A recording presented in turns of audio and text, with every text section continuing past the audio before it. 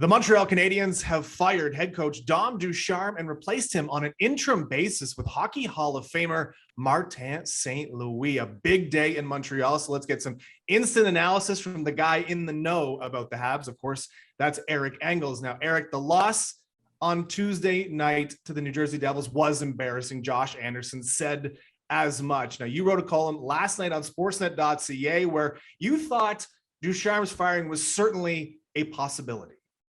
Yeah, I thought it was definitely imminent. And you know what, Jesse, you called me the man in the know. I had a very strong feeling and a strong sense that Dominique Ducharme was going to lose his job today.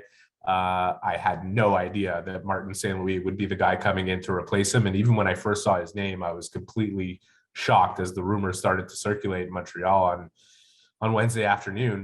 But, look, going back to Ducharme, the situation had become untenable. When you see that the engagement is down, that the players are not responding, playing systemically, that the execution has been poor basically since the start of the season over a 45-game stretch.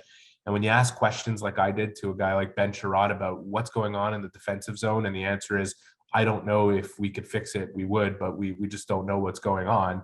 Those are all really bad signs for the head coach. And despite the fact that Jeff Gordon came in here on his first day on the job as executive VP and said Ducharme is going to coach the team from here to the end of the season, they could not have that happen and continue to potentially damage their future. Yeah, they might get the first overall pick, and the odds are in their favor to do that right now if they continue to go this way.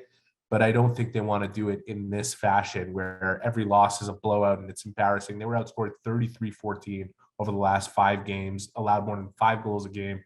They've allowed more than 5 goals a game over 20 times this season. That, you just can't keep going with that. And with the atmosphere being what it was in Montreal, obviously something was going to change, and Gordon and Hughes were going to intervene. And sure enough, they did.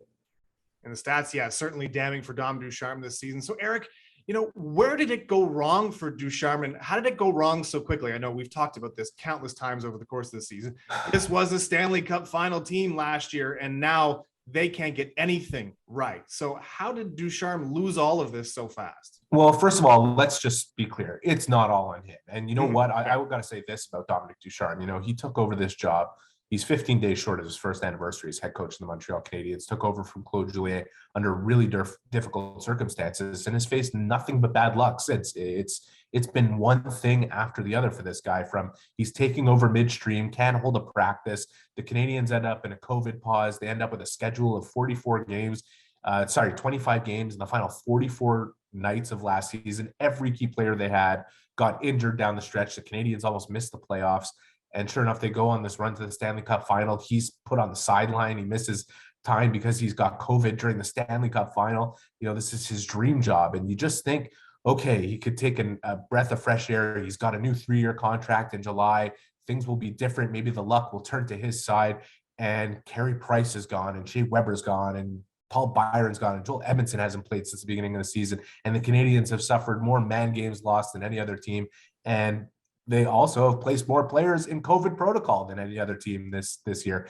Now, having said all of that, the execution and how much of you see this discombobulation and confusion on the ice for the Canadiens on a night-to-night basis, something had to give systemically. And Dominique Ducharme was very reluctant to change his systems. He continued to say, look, I could put in whatever system you want, but if the players don't execute, it doesn't really matter what the system is. Well, he didn't change any of it. And it was confirmed today when we spoke to Luke Richardson. He didn't change the defensive zone situation when it looked like it was utter confusion night after night there. And last night was a real comedy of errors in the defensive zone. And inevitably, if you're sitting up top, if you're Jeff Gordon, you're Kent Hughes, you say to yourself, we can't keep doing it this way. It doesn't really make sense. And now they've made a very drastic change in the front office, albeit on an interim basis, but it is a big, big change.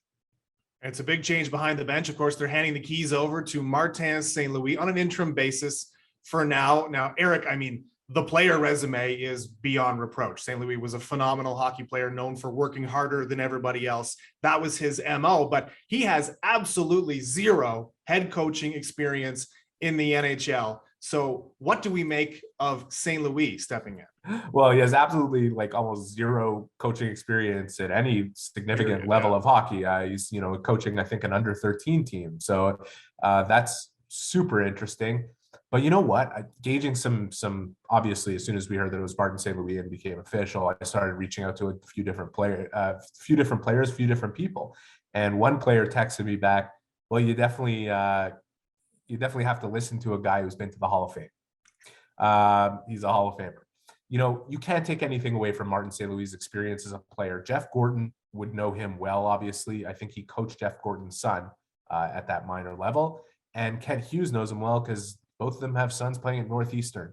And Kent Hughes obviously represented Vincent Lecavalier and other people that played with Martin St. Louis who will tell you all sorts of things about him that are obviously very encouraging to the point where they would consider making this very bold decision. Now, I look at St. Louis, the player, because that's really all we have to go on. And the experience, not only of him being a Hall of Famer, but him being a skill guy, him being a guy that not a lot of people believed in and made his career that way, him being a hard worker.